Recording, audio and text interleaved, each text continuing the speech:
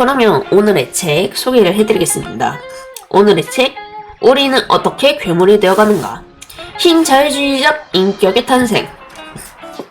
도대체 요즘 왜 이렇게 사이코가 많아? 라는 책 뒤의 소개를 읽어드리면서 시작을 해보도록 하겠습니다. 여러분, 요새 좀 미친 사람 많이 보는 것 같지 않아요?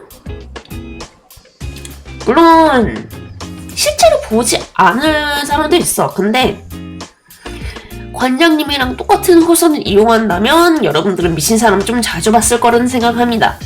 여러분, 1호선 타십니까? 1호선 타십니까? 오늘도 출근길에 빡빡한데 저 분홍색 의자에, 임산부 의자에 저 할아버지는 왜 앉아있는 걸까? 아, 할아버지는 노약자니까 앉아있을 수 있지. 그래, 괜찮아. 원래 임산부석은 노약자석이니까. 그러면 저 남자분은, 젊어 보이는 남자분은 어디가 불편하신 걸까? 혹시 저 남자분 임신을 하신 걸까? 아니요? 그냥 자기가 안고 싶어서 앉은 걸까? 맞아요. 그런 것들 보면 우리 주변에 사이코는 그렇게 멀리 있는 것 같진 않아 라는 생각이 들기도 하고, 또 1호선에서 지난번에 관장님이 1호선에서 갑자기 노래 들으면서 가는데 1호선에서 아이 삐리리 하면서 싸우는 소리를 듣기도 했어요. 가만히 있다가 딱 문이 닫히는 순간 싸움 소리가 웃길래 이 사람은 집에 가고 싶긴 하구나 라는 생각을 했는데, 다시 문이 열리자마자 두 사람이 멀어지면서 싸우더라고. 그런 것들 보면은 요즘 조금 미친 사람 많지 않아? 라는 생각이 들어요. 물론 이 정도 일상으로 받아들일 수 있어요. 이 정도 일상이지. 요새 힘든 사람 많으니까 사람들이 꽉 끼어서 퇴근하려니까 힘든가 보다 이런 정도 할 수 있는데, 어제만 해도 관장님이 어제 어이가 없어가지고 막 이야기를 했었잖아요. 광주에서 고등학생을 그냥 피습하는 거, 새벽에 귀가하던 고등학생을 피습하고 그걸 도와주려던 고등학생까지 찔른 20대 남성. 오늘도 관련해서 영상이 들었어요. 보는데 그냥 범행 후에 돌아가는 모습이거든요. 아무것도 안 해요. 그냥 이러고 돌아가. 그래서 얘가 하는 말을 들어봤어. 자기는 삶을 끝내고 싶었는데 이대로 죽기 억울하다고 같이 갈 길동무가 필요했대. 미친 새끼 아닌가? 이게 진심이어도 문제고 진심이 아니라 꾸며낸 말이어도 문제입니다. 죽으려고 왜 다른 사람을 죽입니까? 그게 아니더라도 몇 년 전쯤에 한 3년쯤 전이었어요. 3년쯤 전에 사건을 기억하시는 분이 있을 수도 있는데, 어떤 남자들이 차를 끌고 무슨 사람들 많이 모여있는 건물에 차를, 죽을 이유를 만들고 싶었으면은 그게 사람을 죽일 이유는 안 되잖아요. 아무튼 간에 그때 그 사건이 꽤 크게 났어요. 그때 한창 미친놈들이 많이 돌아다니던 시기였어요. 그냥 칼 들고 돌아다니면서 사람들한테 막 휘두르고 다니고, 이게 결정적으로 터지게 된 계기가 어떤 남자 셋이서 차를 몰고 사람들이 많이 있는 상가 같은 건물이었던 걸로 기억해. 정확하지 않아서 미안해요. 내가 이거를 좀 검색을 해보면서 하면 좋을 텐데 이걸 내가 뭐라고 검색해야 될지도 모르겠다. 차를 그대로 건물 안에 들이박았어. 여기서 1차 범죄가 일어났어요. 그리고 사람들이, 그 차 안에 있던 남자들이 내려서 칼을 무작위로 휘둘러서 사상자도 내고 피해자도 냈어요. 꽤 뉴스가 크게 났던 걸로 기억합니다. 그걸 보고 삐를 받아가지고 길거리 걸어다니는데 칼 휘두르고 다니는 남자들도 있었어요. 왜 그걸 당당하게 하고 다니는지 모르겠지만 나는 미친놈이야, 나는 위험해, 나의 위험을 알고 다들 날 두려워하라고. 약간, 아니요? 이거 한국이었어요. 한국에서 그랬어요. 뉴스화 되지도 않은 것까지 포함을 해서 말을 하는 거예요. 그때 그런 게 많았어요. 왠지 모르겠는데. 나 칼 들고 있어. 나 위험하지? 너희들 날 두려워해야 돼. 난 괴물이니까. 왜 이런 사람들이 늘어난 것 같지? 라는 생각해본 적 있어요?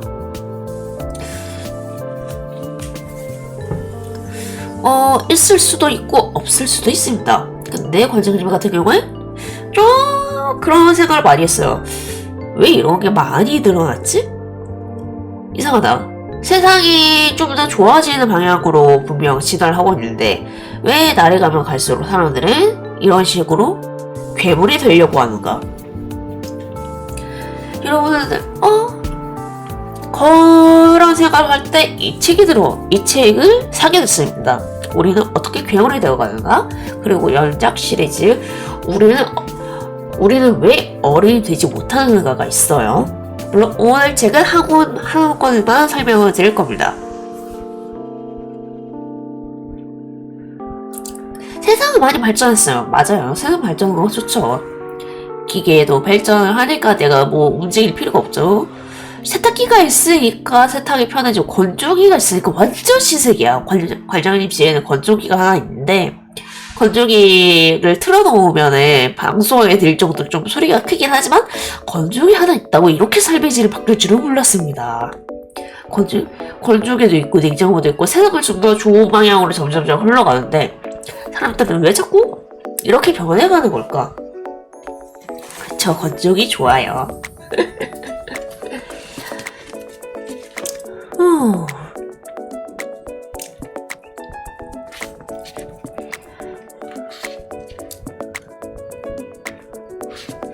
그러면은 이거를 과연 우리만 고민을 했을까요?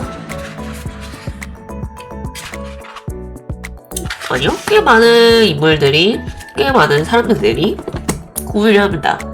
그리고 이거는 정식별로 맞아요. 2-3시간이면 끝나니까 너무 좋지. 특히 여름에 1시간 안에 끝난다니까. 그래서 이거 왜 이렇게 된 걸까? 라는 생각을 하게 돼요.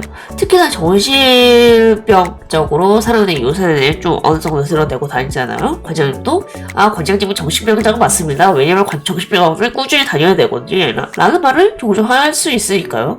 지금은 그렇지만 지금은 꽤 이렇게 좀 오픈화가 되면서 정신과 관련된 사람들, 정신분석한 사람들도 이거에 대해서 한번 파헤쳐봐야겠다라는 생각을 가지게 돼요. 세상 좋아졌습니다. 좋아졌어요. 근데 그거랑 별개로 세상이 변하는 만큼 인간이 변하지 못했는데 그만큼 세상은 인간에게 바라는 게 많아졌어요. 관장님은 당장 오늘 회사를 다니면서 느끼는 것도 그래요. 이상하다. 내가 할 수 있는 나는 당장 1인분도 사실 제대로 못하는 것 같은데 사람이 모여 사는 이유는 서로 못하는 1인분을 채워주기 위함이 아닌가? 근데 회사에서 바라는 거는 혼자서 3인분 몫을 해내야 돼요. 여기서부터 좀 이상하다는 생각을 했어요.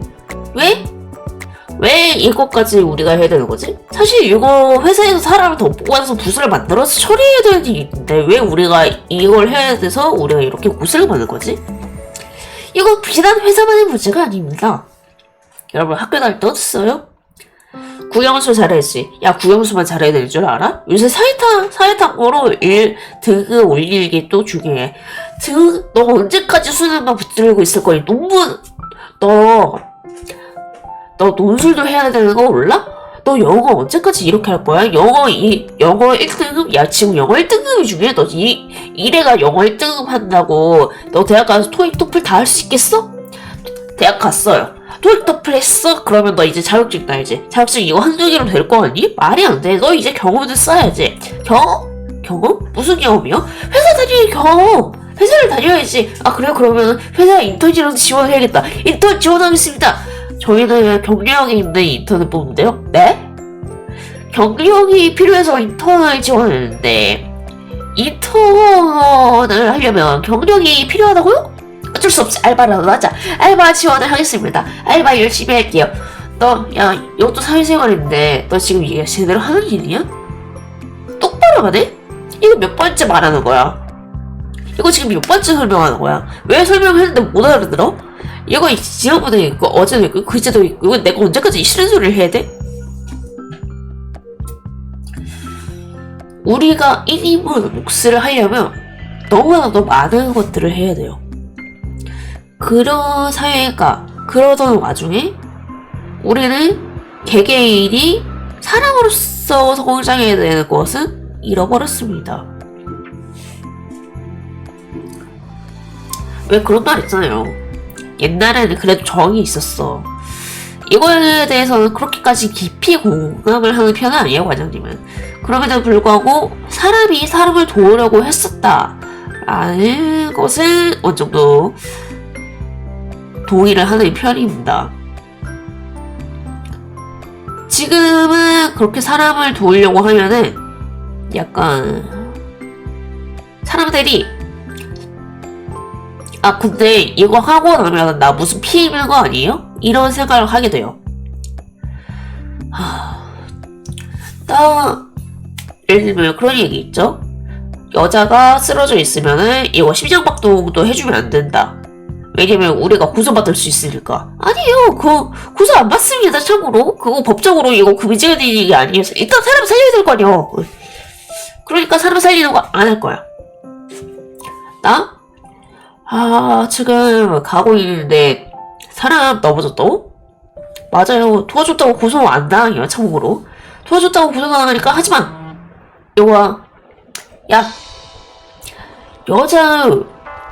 여자가 약하는 게 뭐가 있냐? 여자도 할 수 있을까? 여자도 세수도 군들어. 아니면 여자도 구는데 가. 하고 또 이런 식으로 좀 보면은 얘기한다는 말들을 보면 서로가 서로만의 시야에 갇혀 있어요. 백날 천날 이걸 얘기를 해도 아니야 그게 정확하게 아니야 라고 해도 자신만의 시야에 갇혀 있어요. 왜? 우리는 시야를 넓히는 법을 정작 배우지 못하고 자랐거든. 그게 현대사회의 괴물이 탄생한 이유라고 생각을 합니다. 이 현대사회의 괴물, 한국만 문제가 아니에요. 당장 미국만 해도 지금 전장 터뜨렸습니다. 내가 초등학교 이후에 또 파병을 해달라고 요청하는 미국을 또 볼 줄은 몰랐다. 미국에 다시 KKK단이 나타나고 인종차별이 흥행하고 그 와중에 미국에 가 있는 우리 교포들이 총위험에 노출되어 있다라는 소식 많이 들으셨을 겁니다. 그리고 작년만 해도 정당하게 한국인들이 고용을 해서 공장에서 일을 하고 있었는데 갑자기 외국인이란 이유로 그냥 무지성으로 가둬버렸어요. 맞아요. 무지성으로 가둬버렸어요. 그래서 그 문제 해결하느라고 바로 그 우리나라 대통령이 우리나라 외교부랑 다 바로 파견을 가가지고 지금 뭐하냐? 우리 사람들 정말 지금 일을 하고 있는데 지금 이거 말이 되냐 하면서 꺼내느라고 고생했지. 그뿐만이에요? 미국에서 일하다가 공습을 해가지고 미국에 키스해줬어요? 아무튼 미국이 일하는 공습을 해가지고 이란에 있는 우리 교민을 다시 빼고느라고 힘들었어요. 그 와중에 기자님들은 거기서 또 기사를 쓰시더라. 와. 그리고 어디 호르무즈 해협에 우리 선박이 갇혀있어? 그러면 거기로 가서 기사를 써야지. 거기까지 가시더라고. 아무튼 그게 중요한 게 아니고 그런 것들 보면은 그런 것뿐만 아니에요. 이스라엘이 파키스탄에 몇 년째 지금 계속 공격을 하고 투하고 있잖아요. 그것 때문에 몇 개월 된 어린애들이 어린 영아들의 그 시신들이 냉장고에 있는데 전기가 언제 끊겨가지고 이 시신이 부패할지 모른다는 이야기까지 나왔었어요, 그때는. 그리고 그거에 관련된 영화가 나왔죠. 맞아요. 학교가 박살났으면은 거기 안에 있는 아이들도 다 죽었어요. 미국이 이번에 공습했을 때 학교가 박살나가지고 세 자릿수에 달하는 아이들이 죽었다고 합니다. 아무튼 이스라엘 이야기로 다시 돌아와서 이 이스라엘 파키스탄하고 전쟁을 일으킨 거에 대한 영화가 나왔죠. 힌드의 목소리. 6살 여자애가 살려달라고 총을 쏘고 있어요. 도와주세요. 엄마 하는데 결국 이 아이는 집에 돌아오지 못했어요. 그런 거 보면은 괴물이 딱히 우리나라에만 발생하는 문제는 아닙니다. 왜? 사람 한 명 한 명한테 바라는 건 많아지고 비물 역사는 넓어지는데 그 차이를 좁히려면은 우리는 이기적이어야 된다는 교육을 받거든요. 너 쟤를 밟고 일어나. 쟤 엎어져 있는 거 언제까지 보고 있을래? 너 뛰어야지. 너 이 사회에서 안 살아남을 거야? 살아남아야지. 태어났으니까. 살아있는 걸 원망하는 세대가 만들어진 거예요. 그러다 보니까 살아있는 걸 원망하다가 견디지 못해서 사람들은 괴물이 되고요. 근데 우리가 언제까지 괴물로 살아갈 수는 없어요. 우리는 사람이에요.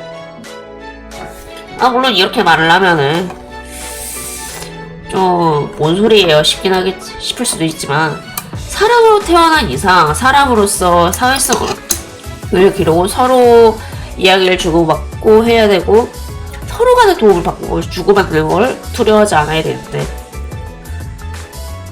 우리가 너무 사악해졌다. 그리고 우리는 그 해결 방법에 대해서 궁금해야 될 시기가 왔습니다. 우리는 어쩌다 이렇게 되었고, 그리고 앞으로 어떻게 해야 괴물이 더 이상 되지 않을 수가 있는가. 그래서 들고 왔습니다. 오늘의 책, 우리는 어떻게 괴물이 되어가는가.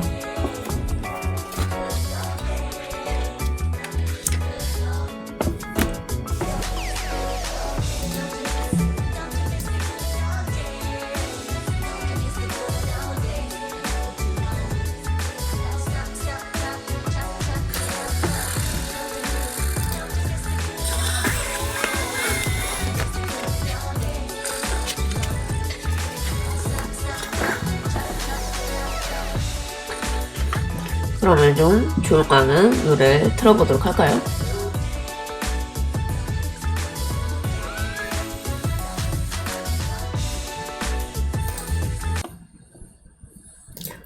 이제 좀 노래를 바꿔서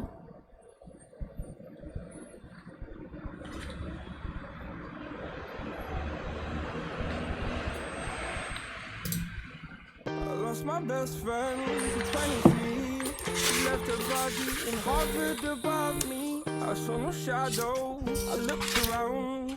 낭독 시각했습니다. 우리는 우리의 뇌가 아니다. 후자의 성향. 즉 자율성을 특히 오늘날 모든 사람이 자기 자신에게서 확인하려는, 아니 반드시 확인해야만 하는 특징이다. 종속은 유약함을 의미한다.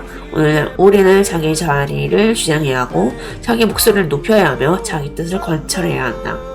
강연을 하다가 정체성과 거울 반응이라는 대목에 이르면 즉각 비판이 따르는다. 아무리 그래도 나는 나이지 않습니까? 똑같은 교육을 받고 자랐어도 나는 내 동생과 다릅니다. 같은 문화권에서 성장한 동료와도 완전히 다릅니다. 왜 그럴까요? 유전자는 어떻게 되는 겁니까? 왜 그에 대해서는 아무 말도 하지 않나요? 우리가 누구인지는 우리의 뇌가 결정하지 않나요? 라블라블라블라 바르크사무사님 어서오세요. 영화 조모함입니다. 이 두 가족이 나는 유일한 존재임을 스스로 결정을 내린다와 내가 누구인지는 내가 유전자가 결정한다가 서로 모순을 떼는다는 사실을 잠시 접어두자. 요즘 사람들은 유전자와 내가 거의 모든 것을 결정하고 우리 자신의 특성까지 결정한다고 확신한다. 이르간 뇌가 호모사피엔스의 본질을 구성하는 데에는 의심의 여지가 없다. 그러나 우리의 뇌는 가장 중요한 특징 중 하나가 소위 신경 가소성이다. 즉 우리에게 특정 요인의 영향을 받으면 변할 수 있는 능력이 있다. 이 특징이야말로 일종의 사고를 설명하는 근거가 된다. 어떤 사람을 아무 장소에나 갖다 두어보라. 어딘 상관없다. 아마 뛰어난 적응력을 발휘하여 잘 헤쳐나갈 것이다.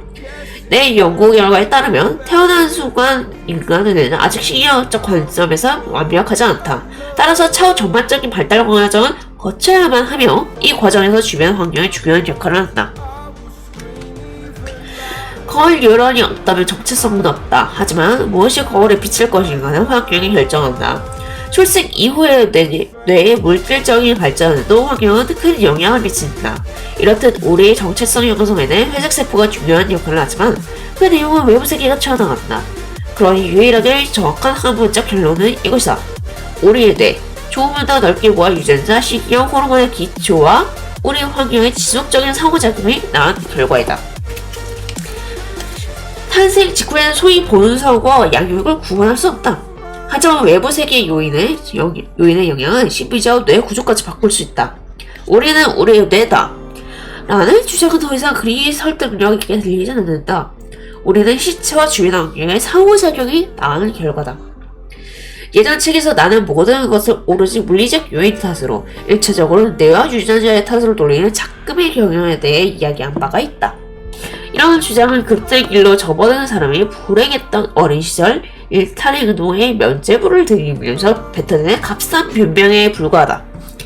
물론 그런 변명의 문제를 단순화하기는 하겠지만 그렇다고 해서 새로 떠오르는 의문을 막지 못한다.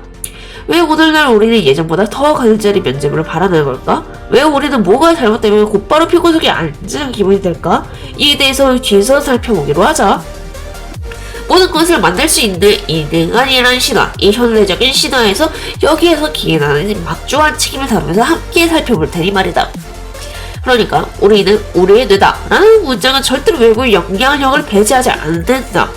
그럼 유전자는 어떻게 해도 되나? 환경은 유전자에 영향을 미칠 수 없다. 설사 미친다 해도 최소 몇백 년이 걸리는 진화의 시간 차원에서만 가능하다. 물론 이와 관련된 과학적 관념 역시 일반인들의 생각보다 훨씬 달쳐높다. 외부 요인은 유전자에 영향을 미칠 수 있는 유전자를 발현할 수도 있다. 더군다나 유전자와 희귀행동의 권능에는 극도로 복잡하다.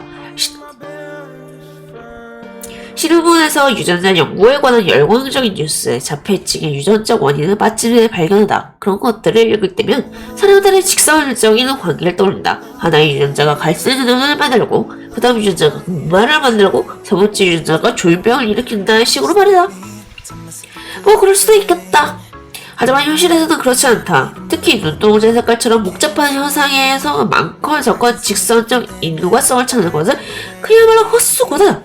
지금 우리의 지식 수준에 따르면 정신질환 중에서 많이 연구된 조현병의 경우 하나의 유전 요인이 존재하지만 이 요인은 적어도 최소 10개 유전자가 결합하여 만들어진다. 이 유전자들이 결합할 경우 중증 정신질환에 걸릴 위험이 15%에서 20% 높아진다. 하지만 나머지는 환경의 영향이며 가장 중요한 환경 요인 중 하나는 대도시에 태어나 자라는 것이다. 이를 정체성에 적용해보면 유전자는 소프트웨어의 가능성, 소프트웨어의 특수한 내용과는 상관없이 조절하고 제한하는 우리의 하드웨어라고 볼 수 있다. 정체성과 관련된 유전자 하드웨어의 가장 중요한 요소는 하나는 이 능한의 특징인 언어 능력일 것이다. 능한은 태어날 때 확실히 언어 능력을 타고난다. 하지만 다른 사람들과 주거나 빠른 사후행동이 없으면 아기는 언어 능력을 발달시킬 수 없다. 어떤 언어를 배우는가도 환경에 달려있다. 나아가 이 언어를 전달하는 가족의 영향력도 크다. 이 모든 것이 우리의 사고에는 물론 사회에도 큰 영향력을 행사한다. 한 가지 예를 들어보자. 유럽어가 아닌 언어 중에 개인이나 인격이라는 말이 아예 없는 경우가 많다. 아마 그런 언어권에서 성장하며 정체성을 구축한 사람은 그런 언어가 있는 언어권에서 자란 사람과 많은 부분에서 차이를 보일 것이다. 이렇듯 두 뇌와 유전자는 하드웨어를 제공하며 소프트웨어 프로그래밍의 한계선을 설정한다. 특정 지점에서 하드웨어에 영향을 미치고 이를 변화시키는 데 성공한 소프트웨어라 해도 마찬가지다. 그렇다면 정말로 고유한 것은 있는가? 오늘 낭독 여기까지입니다. 어떠셨나요? 우리는 정말 환경의 문제만 확인을 해야 되는 건가요? 아니면 정말로 유전자의 문제가 너무 심각했던 걸까요? 아니면 우리는 무슨 영향을 받았기에 괴물이 되어가고 있었던 걸까요? 오늘의 책이 즐거우셨길 바라며 여러분 오늘 하루가 어떠셨는지 모르지만 오늘 하루가 즐거운 마무리가 되었길 바라며 지금까지 잠에서 관장 영영이었습니다. 여러분 오늘 밤도 잘 자요.